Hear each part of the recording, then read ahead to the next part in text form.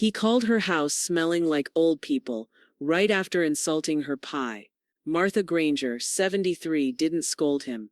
She simply opened the laptop, deleted his name from the will, and replaced it with one word: MBOX. By the end of the week, the family's prized cabin belonged to a retreat for strangers who knew how to listen, and when he finally asked what she left him, he opened the box to find nothing but mothballs, sealed, deliberate, unforgettable. All right, before we dive into this crazy story, do me a favor, subscribe and tell us where you're watching from. Martha Granger had spent the better part of Sunday preparing the meal. The roast had come out perfectly, golden and tender, scented with rosemary and cracked pepper. She'd laid the table with her mother's silver real linen napkins and matching china, the kind of table no one in her family noticed anymore. At 6 sharp, she lit the 2 taper candles on either end of the long walnut table. By 6:15, only the roast was punctual. Milo showed up at 6:23, shuffling through the front door with one earbud dangling and the other still jammed in. He didn't look up, didn't smile. "Hey," he muttered, barely audible over the tinny sound of a video playing through his phone. The smell of fast food fries clung to his hoodie. Martha stepped into the foyer and offered him a warm smile. "Shoes, please," she said gently. He kept walking. Behind him came Lisa and Brent, all apologetic glances and frazzled excuses. Lisa was already scrolling through work emails on her phone as she kissed her mother's cheek. "Sorry, traffic was insane," she said. "You know how it is on 270. Martha just nodded. She always made dinner at 6. It had never changed. They sat eventually. Martha served each plate with care. The roast, green beans with slivered almonds, and her famous glazed carrots. Brent said something polite about the food. Lisa praised the table setting, more out of obligation than interest.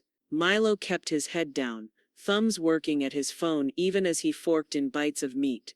They ate in a quiet, curated sort of peace. The ticking of the grandfather clock filled the spaces where conversation used to live. Martha didn't push. She'd learned over the years how forced joy usually backfired. Dessert was lemon meringue pie. Light, tart, and baked that morning. Martha cut the slices with practiced precision and set them on glass dessert plates handed down from her mother. It was a tradition. Milo took a bite and winced.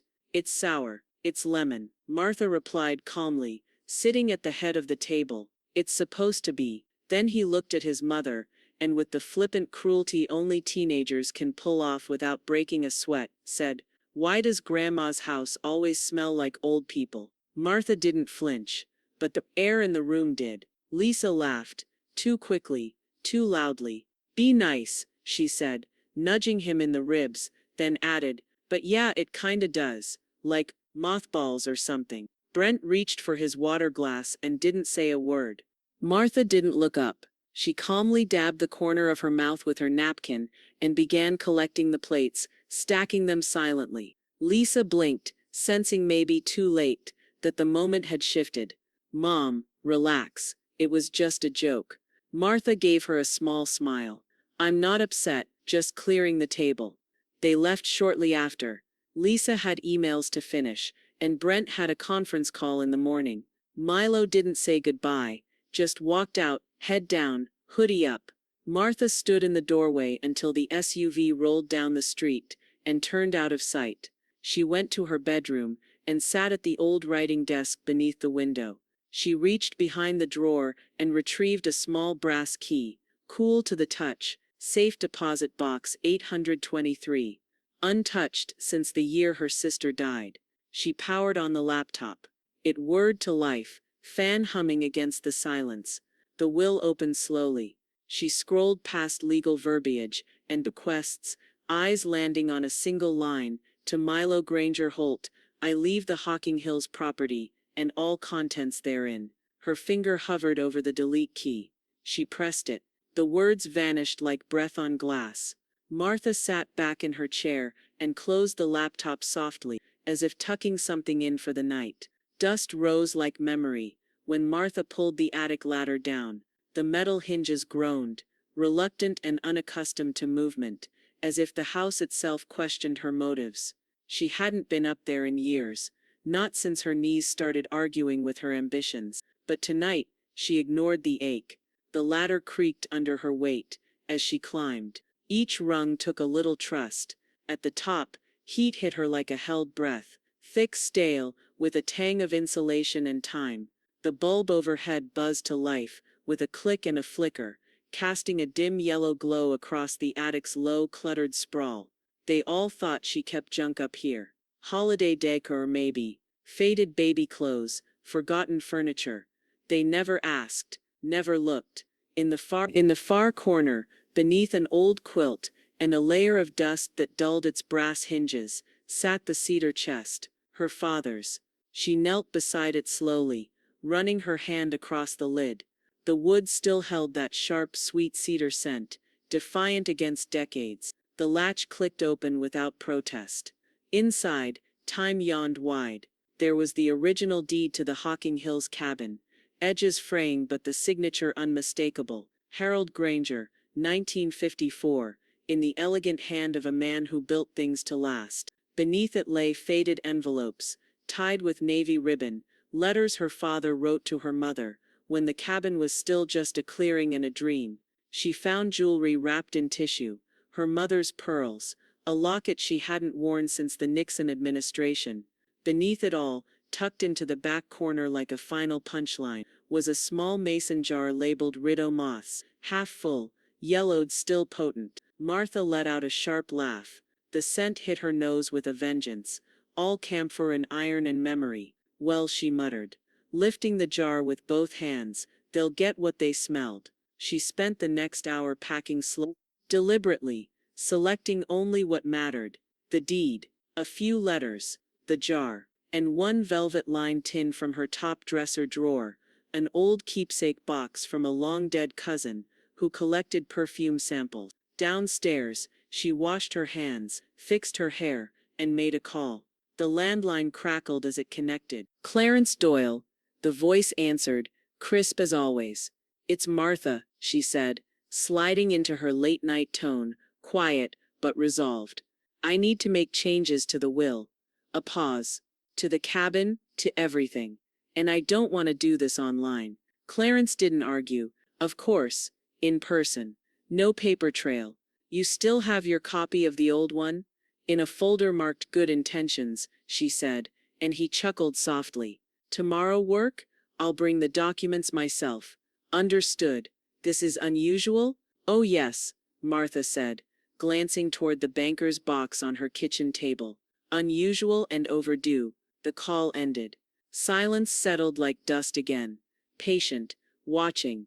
Morning came with the heavy scent of rain. Martha wiped down the outside of the banker's box, sealed it with 2 strips of packing tape, and scribbled private across the top in permanent marker. As she walked down her driveway, Missy Caldwell leaned over the fence, cradling a mug of coffee in both hands. Moving out or hiding a body? Missy teased. Martha didn't break stride. Just burying the past in legal terms. Missy raised an eyebrow. I like the sound of that. At the curb, Martha popped the trunk. The box landed with a solid thud. Clarence's office was 20 minutes away. She drove with the windows up, the box beside her like a quiet passenger. The mothballs inside clinked gently with every turn. When Clarence met her in his paneled office, tie loosened, glasses fogged from the rain, he motioned to the leather chair across from his desk. Are you sure, he asked, as she slid the documents across, that you want to remove Milo entirely? Martha leaned back, rainwater dripping from her coat. She tapped the lid of the banker's box softly. No, she said. I want to leave him something unforgettable. Martha slid the banker's box onto Clarence Doyle's mahogany desk like she was presenting evidence to a jury. No hesitation, no ceremony, just the deliberate thud of cardboard on polished wood. Final, weighty. Clarence looked over his reading glasses and raised an eyebrow. I take it this isn't a donation for goodwill. You're looking at the future, Martha said, folding her rain-speckled coat over the back of her chair. And the punchline. He opened the lid slowly. His nose twitched immediately. Camphor? He asked. Startled. Mothballs, she confirmed. They'll understand the joke eventually. He didn't laugh, but the corners of his mouth tipped in reluctant amusement. They got to work. The office smelled faintly of coffee and paper, but the mothball jar wafted through the room like a ghost from another era, sharp, medicinal, and unapologetic. Clarence sat behind his desk, rolling his fountain pen between his fingers, the light glinting off its brass cap as he spoke. In Ohio, symbolic bequests are allowed, he explained, voice clipped but clear. You can leave someone $1 or a box of rocks if you so wish. Legally, it holds the same finality as anything else in the will, so long as it's specifically designated and the intent is clear. Clear is what I'm going for, Martha said. She pulled a folded page from her purse. I've already drafted the clause. I'd like it inserted under specific bequests. Clarence unfolded it and read aloud.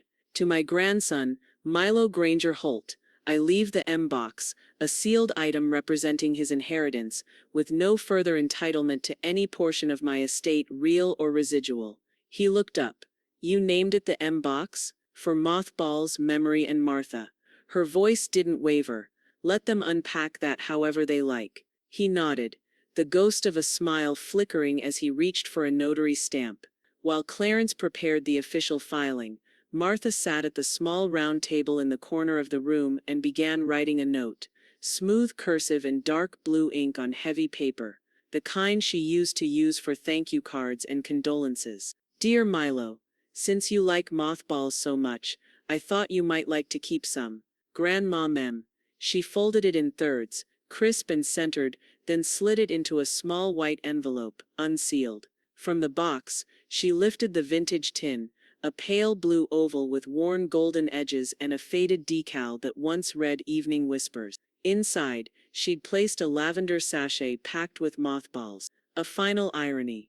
A final scent. She tucked the envelope beneath the sachet and closed the lid with a gentle click. It fit in the palm of her hand like a memory held tight. Clarence returned, newly printed documents in hand.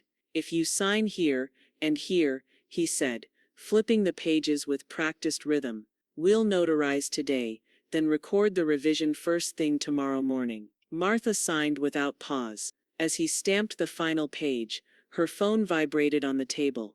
A text from Lisa.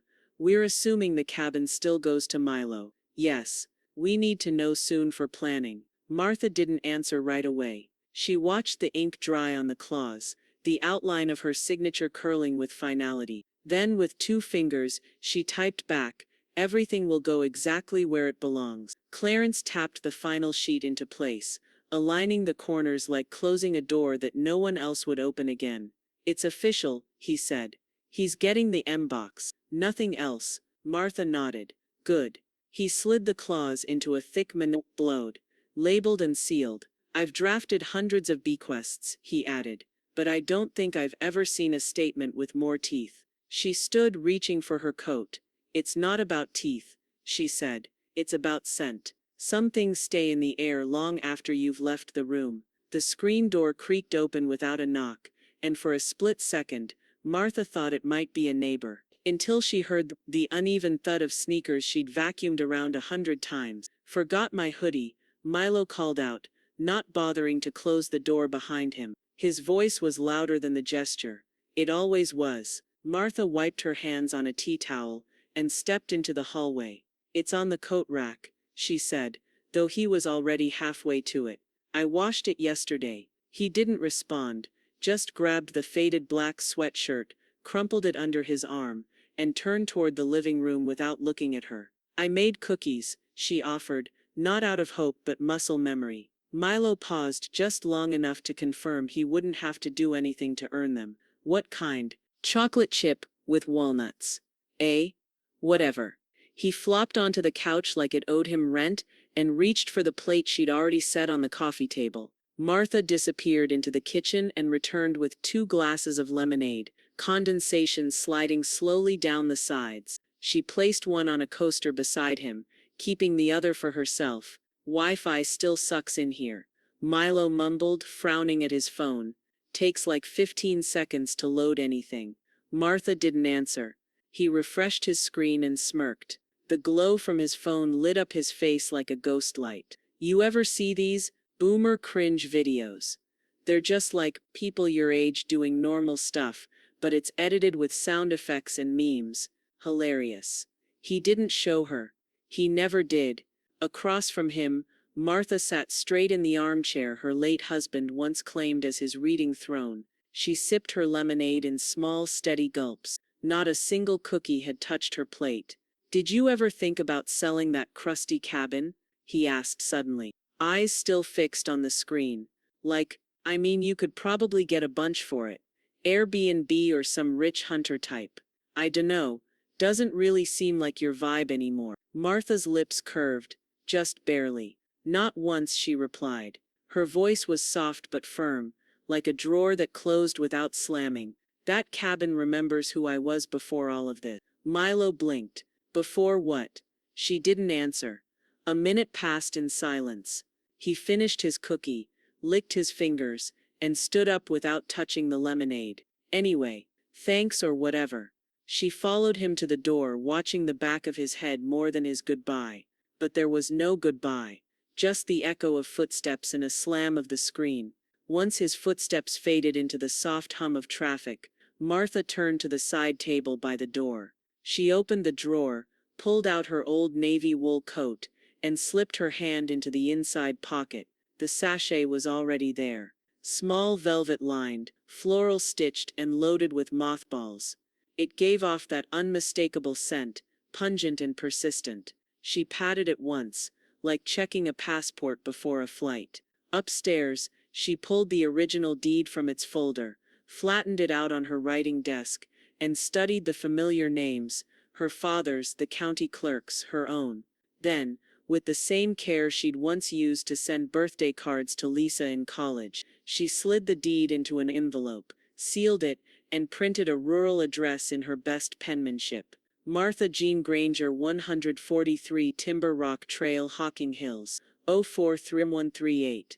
Not her current residence. But soon, she added 2 stamps, pressed them down hard, and carried the envelope out to the mailbox. The flag went up. The deal went out. The knock came too fast to be friendly. Martha looked up from her crossword, pencil still in hand. Outside, the afternoon sun glared off Lisa's SUV in the driveway. She recognized the shape of Milo's slouch in the passenger seat before he even opened the door. There'd been no call. That wasn't Lisa's style anymore. She announced her intentions the way a manager enters a break room, with smiles that don't quite reach the eyes and conversations that already have bullet points.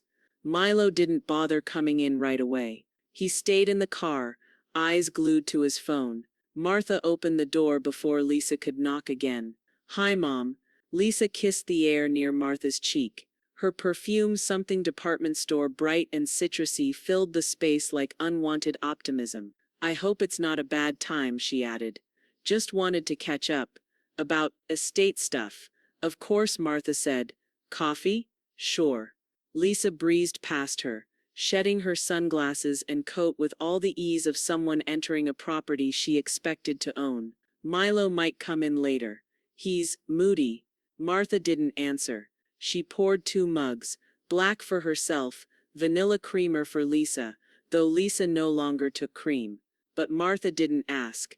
Some habits weren't for changing. They sat in the dining room, at the same table. No pie this time. Lisa smiled, legs crossed, fingers tapping lightly on the rim of her mug. "So we've been thinking, once Milo graduates, we might do some light work on the cabin. New roof, updated septic, maybe even an art studio for him out back. You know, bring it up to date." Martha didn't blink. "Art studio." Lisa nodded, as if the plan was already underway. "He's got this creative streak lately. It's honestly so refreshing. But yeah, we figured it's finally time to make it more his. It's what you always said, right? That the cabin would be his?" Martha sipped her coffee slowly, as though weighing something heavier than just a memory. "You always said it would be his," Lisa repeated. "That's why we've waited on college deposits, put off other things. The assumption was, then I hope you didn't wait too long," Martha said, placing her mug down gently. Lisa blinked, as if the sentence had hit her out of sequence. "What?"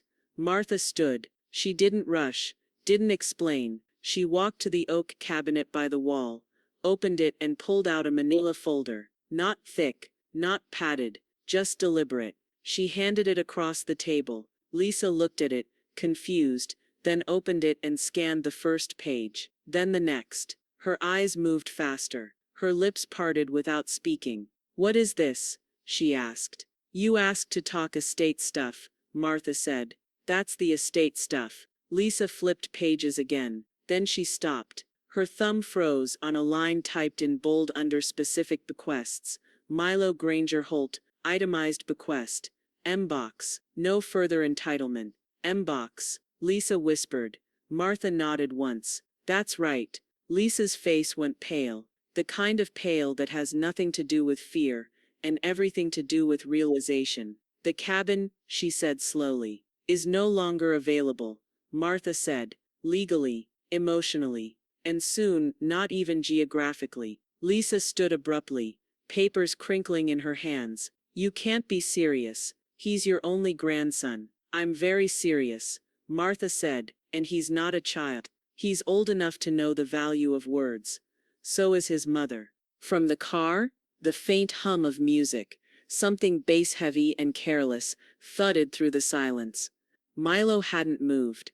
Lisa's jaw tightened. "This is petty, vindictive." "No," Martha said, her voice quiet and razor-sharp.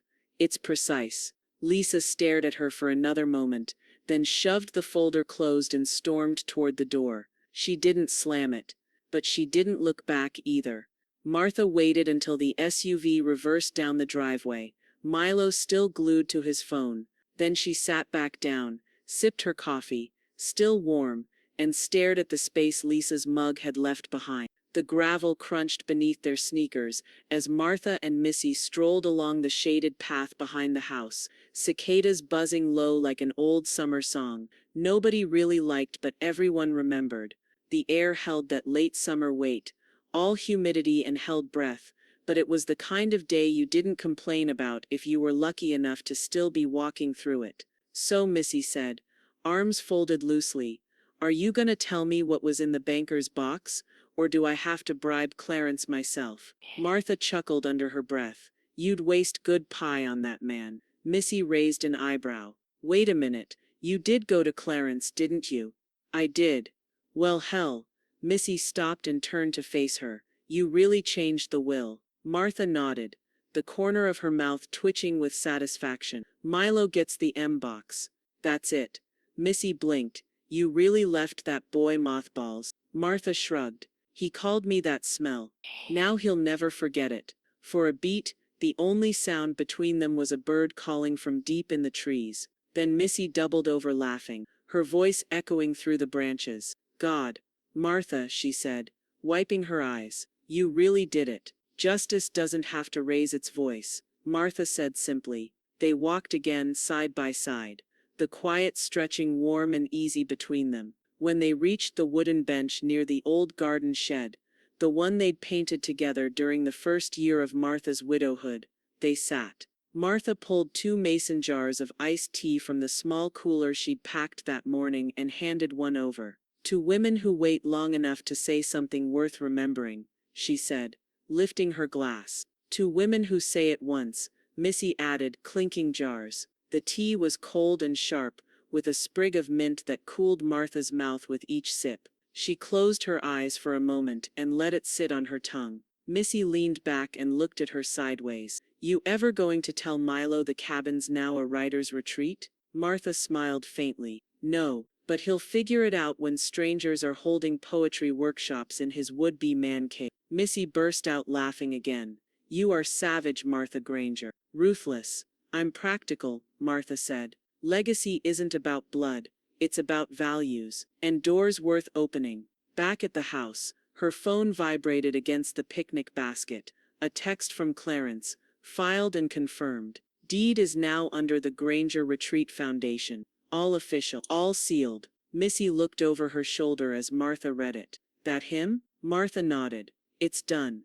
Later that afternoon they drove out to the cabin together. The road to Hocking Hills wound through thick woods and narrow turns.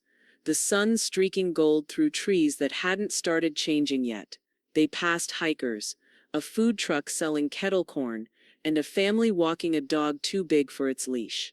When they arrived, the cabin looked exactly as it always had, two-story cedar, with ivy curling up the stone chimney, and a screened-in porch lined with wicker chairs. But this time Martha had something in her hand besides keys. A small brass nameplate, no bigger than a paperback, gleamed in the afternoon sun. She knelt near the porch post, hands steady, and screwed it into the wood with deliberate turns. Missy stood behind her, quiet now, watching the final transformation take shape. When Martha stepped back, the words were clear. The Granger retreat, for those who listen. She didn't say anything more. She didn't need to. The scent of pine and dried leaves drifted in with the breeze, and behind them the woods stood still, as if listening too. Lisa stared at the blank message screen for what felt like hours. Her thumb hovered over the keyboard, unmoving, as the house sat still around her. Too quiet. Milo hadn't left his room since the night they peeled out of Martha's driveway, and even Brent had stopped offering his patented, passive little phrases like, "She probably didn't mean it that way." Lisa glanced at the hallway, half expecting Milo to emerge. He didn't. With a sharp inhale, she typed, "Mom, can we fix this? Milo is struggling. He's not okay, I'm not either. I know you're mad, but please don't punish him for one mistake. He's still just a kid. And I'm still your daughter." Her finger hovered over send, then she hit backspace. Hard. All of it. Gone. She stared again. This time her expression was colder, narrowed. A corporate mask, reassembled. She typed a second message. "Need to talk about fairness." Short, controlled. Like a business request. She tapped send, without ceremony, and tossed the phone onto the couch. It landed face down. Across town, in her modest living room, with soft lamplight and a window cracked just enough to let in the scent of distant rain, Martha heard the ping but didn't rush. She poured herself a cup of herbal tea, lavender and chamomile, and stirred it slowly. She sat with it for a full minute before picking up her phone. "Need to talk. About fairness." She read it twice. Her thumb tapped the screen, hovered, then withdrew. She placed the phone screen down on the windowsill, and reached instead for the invitation cards she'd printed that morning. Heavy ivory cardstock, hand-trimmed, nothing digital, no fonts that tried too hard. Across the top in gold foil it read, "The Granger Retreat, Dedication Ceremony, and Gathering for Those Who Value Stories That Listen Back." The rest was simple. Time, date, RSVP number. No explanation. No apology. She slid each one into an envelope, sealing them one by one with a small glass dish of water and a sponge brush. Then she carried the whole stack to the mailbox and raised the red flag, watching it stand tall like a signal to anyone still paying attention. Meanwhile, across the breakfast bar in Lisa's kitchen, Milo read the same invitation aloud, with mockery curling around every word. "She's turning that dump into a museum for losers." He scoffed, flipping the card onto the counter like it offended him. Lisa didn't respond. Milo leaned back against the fridge and crossed his arms.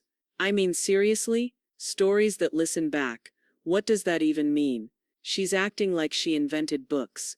Brent looked up from his tablet. "Maybe you should just go," he said, careful, quiet. "See it for yourself." Milo laughed. "Why? So she can give me a tour of the house I was supposed to inherit." Lisa looked at her husband sharply. "Go? Are you serious?" Brent didn't meet her eyes. "It might be better than sitting here griping about it." "I'm not griping," Milo said. But no one believed him. He snatched the card back from the counter and stared at it like it might bite. Then, without another word, he shoved it into his hoodie pocket and left the room. Lisa started to speak but caught herself. The sound of the front door opening and closing was followed by the rev of an engine. Milo didn't ask permission. He didn't say where he was going. He just drove. The tires skidded on loose gravel as Milo's Civic jerked to a stop in front of the newly installed gate. Tall, wrought iron, and utterly unexpected. He killed the engine but left the music running, bass thudding through the speakers like a heartbeat out of sync. Through the windshield he stared at the gate's bronze emblem, a small engraved key nestled inside a quill. There was a keypad mounted to the side, blinking red. "What the hell?" he muttered, stepping out, hoodie half sipped, the invitation still crumpled in his pocket. Beyond the gate the cabin sat in filtered sunlight, partially obscured by trees. It looked the same but not. The overgrowth had been trimmed back, the porch had fresh railings, a gravel path had been laid from the gate all the way to the entrance, and mounted high on the porch beam was a motion-sensitive camera, the blinking blue light catching his eye like a glare. He walked up to the keypad and punched in 4 digits, his birthday. Nothing. He tried again. And again. The screen stayed red. Frustrated, he grabbed the gate with both hands and shook it. The metal didn't even rattle. "You've got to be kidding me," he muttered, stepping back. He paced the edge of the fencing, boots crunching through the gravel, eyes darting for gaps. There were none. Every inch was sealed with purpose. The message was loud and clear, and yet there was not a single voice raised. So he did what anyone his age would, pulled out his phone and began recording. "This is my grandmother's cabin," he said into the lens, angling the camera toward the gate. "Or it was supposed to be. Guess she's got it locked down now for strangers and wannabe novelists. Writer's retreat or whatever." He lowered the phone, chest tight, heat rising. He spotted a flat rock near the post box and grabbed it, sharp edge in his palm, and started scrawling onto the side of the MBOX with it. The metal groaned. "You're just bitter and alone." He stepped back and read it once, then he tossed the rock back into the woods, hands shaking. Miles away, Martha sat curled in her porch chair, soft shawl around her shoulders, a mug of ginger tea in her lap. The wind carried the scent of pine, and something faintly citrus. Her iPad buzzed. She tapped the alert. The ring feed flickered to life. There he was, Milo pacing fuming, writing his tantrum into aluminum like it might sting her. She watched him for a long moment, expression unreadable. Then she zoomed in and quietly took a screenshot. The mug clinked gently against the armrest as she placed it down. Her phone buzzed again, this time from Clarence. Subject: confirmation. Granger Retreat, Martha. The nonprofit designation has been approved and recorded with the state tax exempt. Ironclad. The foundation owns the land, the cabin, the contents. You are sole trustee. It is now untouchable by familial claim or challenge. Congratulations. She closed the message with one tap, then picked up her tea. Her phone rang again, this time voice call. "Brent." She sighed before answering. "Hello, Brent." "Martha," he began, already exhaling. "I don't want to take sides here." "Then don't," she said calmly. "He drove out there," Brent said. "Didn't tell us, just left. I think he thought if he showed up, I don't know. Open the door, change your mind." Martha didn't speak. "He's flailing, Martha. That wasn't him talking last time." "It wasn't?" she asked, genuinely curious. "Then who was it?" Silence on the other end. "Then he's 17. Not everything he says should cost him forever. And yet he's spent years treating words like they don't matter. This place is for people who understand that they do." Brent was quiet again, softer this time. "You were always the one who listened."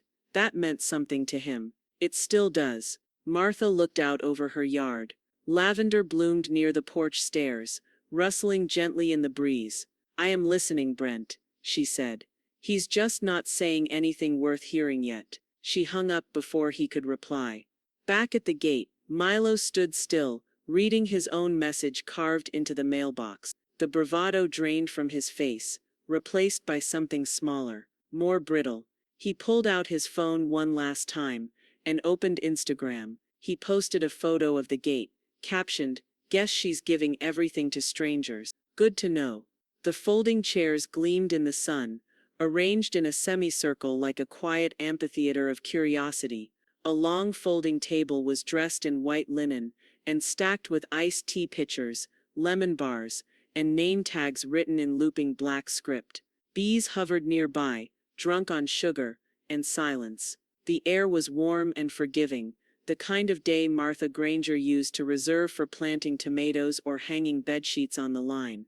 But today she'd chosen it for something else entirely, her rebirth. The Granger Retreat's inaugural dedication ceremony was already drawing a quiet crowd.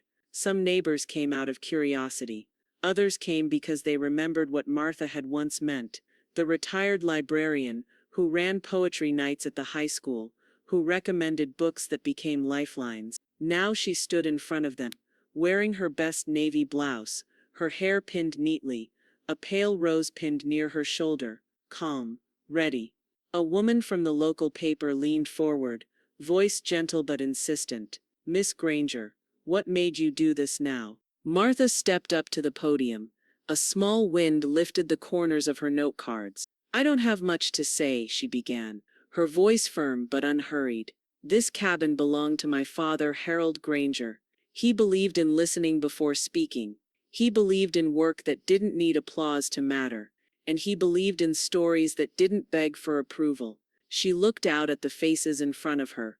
Young writers clutching journals, retirees with tote bags, a middle school English teacher from Columbus who had driven 2 hours to attend. "I've decided to dedicate this place," she continued, "to those who still listen, to those who use words carefully, to those who understand that legacy is not something you inherit, it's something you earn." A few people stood and applauded, others simply nodded, the silence somehow louder than clapping. Missy took the mic next. "I've known Martha Granger since the post-Vietnam gas rationing era," she said, adjusting her sunglasses with flair. "And let me tell you, she's always had better aim with words than anyone I know. She doesn't raise her voice. She doesn't burn bridges. She just rewrites the damn map." More laughter now, this time with weight behind it. "So here's to Martha," Missy finished, raising her glass of iced tea high. "To never being silenced by your own blood, and to knowing exactly what silence is worth." Glasses lifted all around. A woman from the school district snapped a photo. Another caught the brass nameplate on the cabin's porch in perfect afternoon light. "The Granger Retreat, for those who listen." Within hours a few photos trickled onto social media, grainy but warm.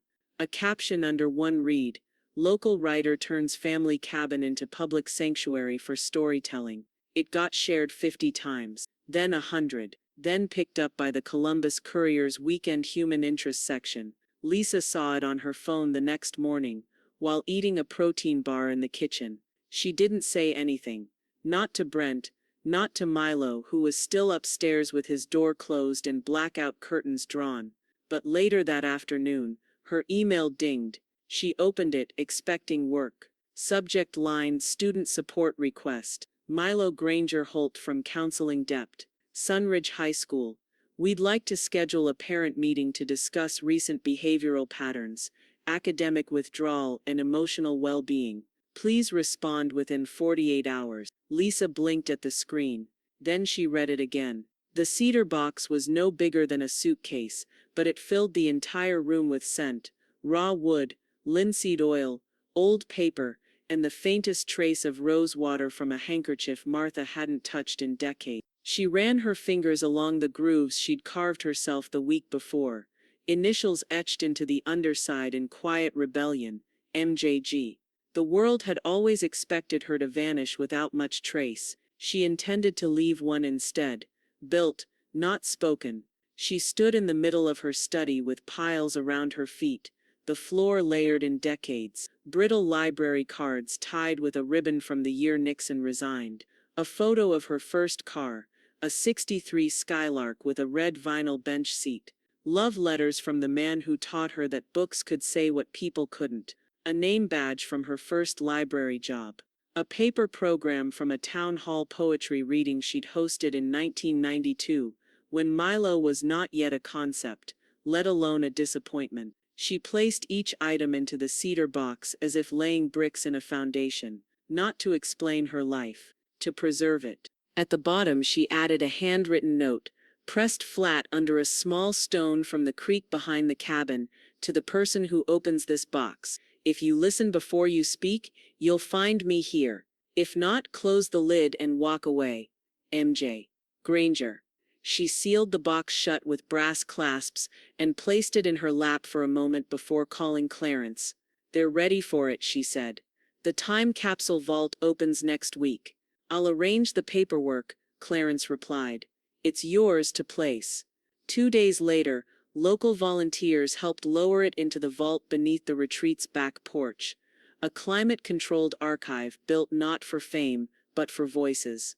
Photos of the event trickled online, a grainy one of Martha smiling beside the open capsule, another of the cedar box gleaming like a treasure chest. One user tagged it #LegacyInwood.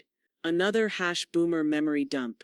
That last one got back to Milo. He stared at the post on his phone, in the middle of homeroom, and snorted. "She's lost it," he muttered, sending a screenshot to Lisa with the caption, "So this is what losing your mind looks like." Lisa didn't reply, but Brent did. He leaned over her shoulder at the kitchen table that night and read the message, then without looking at her said, "Or maybe she finally found it." Lisa's mouth tightened. "She's punishing us for one comment." Brent gave a small disbelieving laugh. "Lisa, it wasn't just one comment." Lisa turned toward him, defensive now. "It was a joke." "He didn't mean it." "She did." Lisa fell silent. Later that evening, after loading the dishwasher too loudly and wiping down an already clean counter, she sat at the dining table and drafted a text to her mother. It was long, twisting between guilt and passive aggression, apology and deflection. She deleted it, then tried again. Finally she settled on this: "This whole thing feels cruel. We've always supported you. I don't understand how you could cut Milo off like this. One comment, Mom. One." She hit send. Martha read it on her back porch, where the pine trees swayed in unison and cicadas pulsed like a slow, knowing drum. She let the message sit for a while, letting silence sharpen her reply like a chisel. Then, with the same economy of words that had defined her legacy, she typed, "You mistook me for disposable. So I disposed of the idea of pleasing you." She pressed send. Then she set her phone down, picked up her book, and kept reading as the last light slipped through the trees. Martha opened the front door and found Milo standing there, hands in his hoodie pockets, looking like the storm had already hit him and left nothing behind but damp arrogance and eyes that weren't sure what they wanted. "Can we have dinner one last time?" he asked. No apology, no preamble, just that. She didn't move. Not at first. Her eyes studied him, not searching for sincerity, but for intention. There was something thin in his voice. Not soft, not sorry, but threadbare, worn out from pretending none of this mattered. "I was about to start cooking," Martha said. "You're welcome to stay, if you're hungry for more than attention." He blinked, but he stepped inside. The air inside the house smelled of sage, lemon peel, and something deeper, the bass note of slow-cooked memories. Martha moved in calm, practiced motions, flour on the counter, chicken stock simmering, celery, chopped with neat, steady rhythm.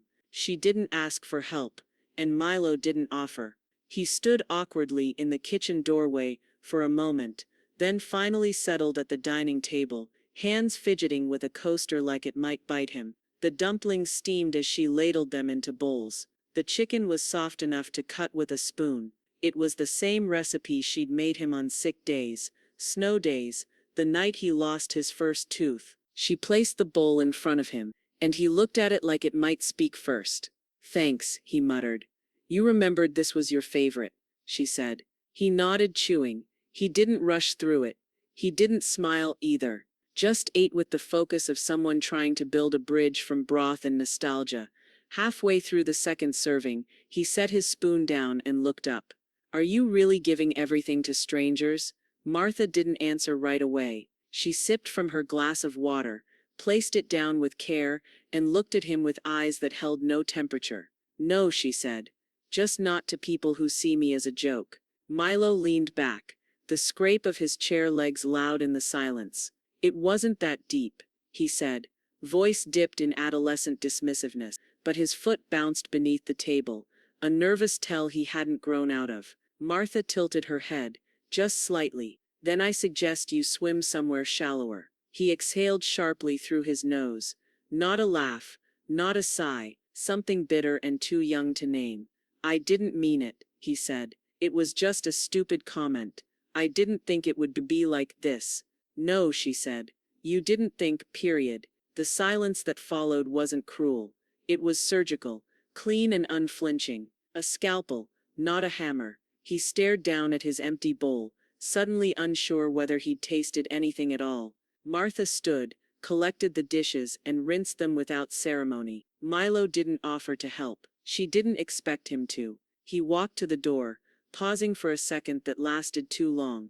I guess I'll see you at the next thing, he said vaguely. I doubt it, Martha replied without venom. Just fact. He left without another word. The door closed with a soft click, the sound of unfinished sentences. Martha dried her hands, moved to her study, and opened the hall closet. From the top shelf, she pulled down a small padded parcel, already prepped for shipping. Inside was the velvet-lined tin, the MBOX, still sealed, still full of the scent he couldn't forget, and the inheritance he'd never understand. She addressed it in firm, precise handwriting. Milo Granger Holt 2745, Brookside Court, Columbus, 043221. No return address, no note this time, only the scent of consequences. She pressed the label down with her palm, sealing the final lesson. The box was sitting on the porch when Milo got home from school, square, nondescript, and padded in plain brown paper. No branding, no frills, just his name, printed in that unmistakable cursive that made his stomach twist the second he saw it. Milo Granger Holt, Brookside Court, no return address. He didn't call out to Lisa, didn't bring it inside right away. He stood there, keys still in hand, staring at it like it might tick. Eventually he bent down, scooped it up, and carried it into the kitchen. The package was surprisingly light. No rattle, no thud, just a cold, silent presence, like a sealed verdict. He slit the tape open with a butter knife. Inside was a velvet-lined tin, pale blue with gold trim, oval-shaped. It looked like it should have held something soft and precious. But the moment he cracked it open, the scent hit him. Camphor. Mothballs. Not even subtle. It poured out like smoke from a memory he thought he'd outrun. And underneath the sachet, a folded slip of thick paper, her handwriting clean and cruel in its restraint, for the boy who smelled legacy but never earned it. Grandma Miss. His hands froze. Then he slammed the lid shut, the tin echoing with a metallic pop that ricocheted off the cabinet. But the scent lingered. It clung to his fingers, his sleeves, like her. He stood there, unmoving, chest tight, jaw clenched, then opened it again. Still there, still real. No cash, no keys, no deed, just memory, just meaning, just mothballs. From the hallway, Lisa walked in, already mid-sentence. I saw a package on the say. She stopped. Her eyes dropped to the open box. She didn't ask, she didn't reach for it. She just stared. Seriously? Milo said, forcing a laugh that never reached his throat. She really mailed me this. Like it's some kind of joke? Lisa's mouth twitched, but she said nothing. Brent entered a few moments later. He glanced at the kitchen table, then at Milo, then at Lisa. He didn't speak either, just walked to the box, picked up the tin with care, and held it for a second like it might be heavier than it looked. Then, without a word, he turned and left the room. Milo heard the attic stairs creak open. The box was going where old things went. Milo sat down slowly, hands now useless on the table. The laughter had dried up. The room felt too big, the light too white, the silence too personal. His phone buzzed beside him. A notification. Instagram. He opened the app and stared at the empty caption box for a while. Then typed, "Sometimes you don't get the ending you think you deserve." No hashtags, no tags, no location. He hit post. Down the street, in her new cottage by the trees, Martha sat beside the window, a crossword on her lap, a steaming cup of hibiscus tea on the sill. She didn't need to check social media to know it had arrived. Her phone buzzed. She answered it on the second ring. "Clarence," she said. Congratulations, he replied, his voice light for once. The Granger Retreat's been nominated for a state heritage grant. Apparently, word spread. A few writers have already submitted essays, calling it a generational sanctuary of thought. Martha chuckled softly. I like that. There's a small ceremony if it goes through. State officials, press, will they be expecting a speech? I assume so. Martha looked out the window at the lavender growing wild near the porch. Then I suppose I'll need to write something. Legacy's looking good on you, Clarence said. I didn't dress for it, she replied. But it fits. She hung up, leaned back in her chair, and exhaled, slow, clean like the air after a storm. The keys clinked softly, as Martha placed them on the granite island one last time, not like a goodbye, but like the final word of a sentence that had already made its point. The realtor stood beside her, cheerful but unsure, as if she could sense that something weightier than square footage lingered in the air. Are you sure you don't want to say anything for the listing photo? The woman asked. Martha didn't look at the camera. I already said what needed saying, she replied, glancing toward the living room where sunlight spilled across the hardwood floors, the same ones Milo once scratched with a skateboard. He wasn't allowed to have indoors. The house was spotless now, empty of furniture, but full of echoes. In the hallway closet, she placed one final gift, a sticky note, pressed against the inside of the door. If you find this, you look too late. She didn't close the door all the way. Some lessons were meant to be found in the cracks. Outside, Missy waited in her station wagon, a thermos of lemonade in the cup holder, and two folding chairs in the back. Martha stepped in without hesitation, her last box of belongings tucked neatly at her feet. You really didn't invite them? Missy asked. Eyebrows raised. Wouldn't have made a difference, Martha said. They're always late to the things that matter. They drove to the cottage in silence for a while. The two-lane road twisted through sun-dappled woods and fields that had grown high with summer's last breath. When they pulled up to the little yellow house, just a quarter-mile from the Granger retreat, it looked like something out of a forgotten painting, modest, surrounded by wildflowers, and humming with cicadas. Martha stepped out slowly, inhaling the scent of pine and honeysuckle. This is peace, she said. It's earned, Missy replied, unlocking the front door with a ceremonial sweep of her arm. Welcome to the land of no leftovers and no backtalk. Inside, the cottage was still sparse, just bookshelves, a rocking chair, and a kettle waiting to be filled. But the walls felt warm, intentional. Later that evening, as the sun dipped low and fireflies sparked in the tall grass, Martha and Missy unfolded their chairs on the front porch. They toasted with their thermoses, not to beginnings or endings, just to finally choosing who got to be in the room. Back in Columbus, Milo stood on the sidewalk outside the house he grew up believing was his by osmosis. The curtains were gone. The porch was bare. No furniture. No humming dishwasher. Just glass and wood, and the unsettling realization that rooms could forget you faster than people. He didn't go inside.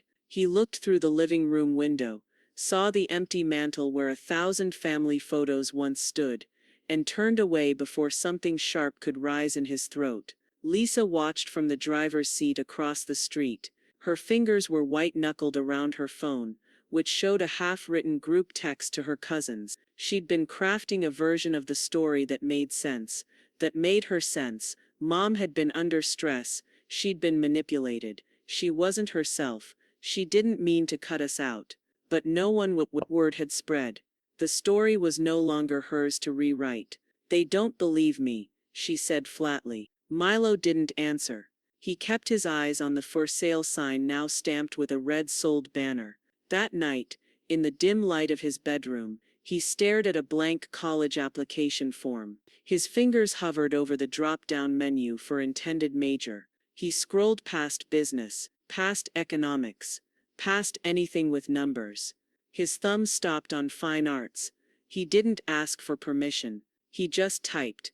The morning air held the kind of stillness that only lives at the edge of wild things. Not silence, just quiet rich enough to carry every sound. Bees thrumming through lavender, wind sifting through pine, the slow crackle of old wood warming in the sun. Martha sat on her porch, hands curled around a chipped blue mug, the scent of steeped mint and honey rising like memory from the steam. It was the last Friday in August, the kind of day that felt borrowed. Riders came and went from the Granger retreat. Now, they arrived with suitcases and notebooks and the kind of restlessness only people with stories to tell could carry. Martha didn't hover. She didn't lecture. She simply welcomed them with keys, directions to the best walking trails, and the house rule carved into wood above the front desk. Speak if you must. Listen if you can. They treated the place with reverence, as if it had been waiting for them. She watched from her perch as one young woman stood at the entrance, pausing beneath the plaque, "The Granger Retreat. For those who listen."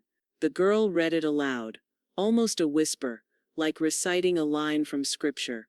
Then she smiled to herself, and stepped inside. Martha felt no pride in that moment, only quiet satisfaction, like a final puzzle piece clicking into place. The mail arrived mid-morning, dropped unceremoniously in the black tin box by the gate. Martha walked barefoot down the gravel path, the soles of her feet kissed by sun-warmed dust. Bills, a flyer for roof repair, and one small postcard, creased at the corners and damp from the early dew. No return address, no stamp, just one word in place of the sender's name, Milo. "You." The message on the back was short. 4 words. "You were right." No flourish, no justification, just enough. Martha held the postcard for a long while before carrying it inside. She didn't hang it on the fridge. She didn't file it in a drawer. She opened the time capsule vault beneath the study floor, pulled back the lid on the cedar box she'd filled months earlier, and placed it gently between a library card and a letter written during the moon landing. The air inside the box still smelled faintly of camphor and lavender. She sealed it again without a word.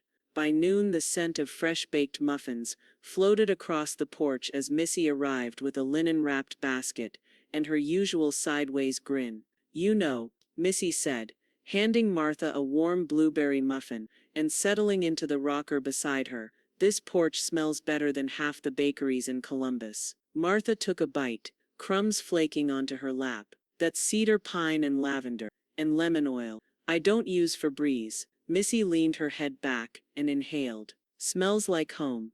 They always said I smelled like mothballs." Martha said, her voice light. "Turns out, I smelled like memory." Missy nodded. "Funny how long it takes some people to catch the difference." A breeze stirred the porch curtains, and with it came the faintest echo of old laughter. Someone reading aloud inside, someone else chuckling, a sentence landing like a stone in still water. The scent of mothballs was long gone from Martha's clothes, but its meaning lingered in the bones of the place. It had never really been about camphor or age. It had been about permanence, about something that didn't fade just because others found it inconvenient. As the sun began its slow descent behind the trees, and the shadows grew longer across the floorboard, Martha rested her head back against the rocker and closed her eyes. There were no more letters to send, no more places to be claimed, only air thick with the scent of something earned. "He mocked my scent. Now it's the only thing I left him that lasted."